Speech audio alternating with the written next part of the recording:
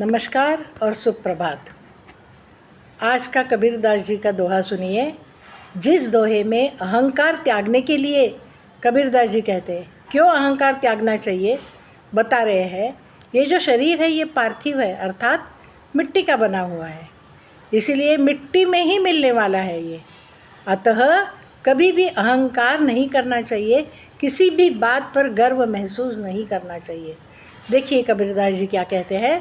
माटी कहे कुम्हार से, तू क्या रोंदे मोए, एक दिन ऐसा आएगा मैं रोंदूंगी तोए।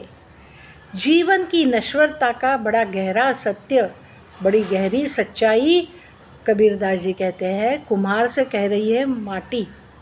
कुम्हार जो है वो मानव का प्रतीक है। तो माटी क्या कहती है मानव को कि हे मानव, तुम आज मुझे पैरों तले दबा रहे हो, पैरों तले रौंद रहे।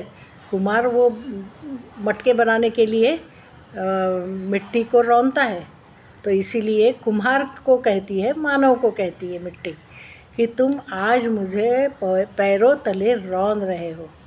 लेकिन एक दिन याद रखो कि एक दिन ऐसा भी आएगा कि जिस दिन तुम मेरे में मिल जाओगे, मुझ में समा जाओगे और मैं तुमको रौंद दूँगी। इसीलिए ये जो गहरी सच्चाई है वो जान दो। अभी देखिए कबीरदास जी का यह दोहा और संत तुकाराम जो मराठी संत है उनका एक अभंग, इन दोनों में बड़ी समानता है। देखिए संत तुकाराम क्या कहते हैं। नाशिवंत देह जाणार सकळ, आयुष्य खातो काळ सावधान। मनुष्य को सावधान कर रहे तुकाराम जी कि ये जो आयु है इसको काल भक्षण करेगा, समय इसको भक्षण करेगा। आपका जो शरीर है वो नाशिवंत है, नश्वर होने वाला है और समय का यह भक्ष है।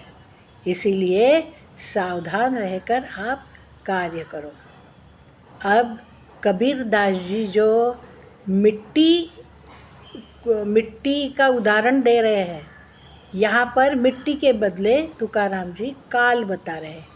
तो काल शरीर को भक्षण करेगा, वहाँ पर कबीरदास जी के दोहे में मिट्टी में शरीर मिल जाएगा, मिट्टी का बना मिट्टी में मिल जाएगा।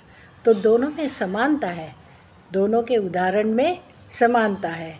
इस प्रकार तुकाराम महाराज समय का भक्ष कहते हैं शरीर को, और ये कबीरदास जी शरीर को मिट्टी का भक्ष समझ रहे हैं। तो इसीलिए सावधानपूर्वक व्यवहार करना चाहिए, घमंड नहीं करनी चाहिए और हमेशा यह याद रखना चाहिए कि शरीर आज है कल नहीं है और उसके अनुसार हमें काम करना है। धन्यवाद।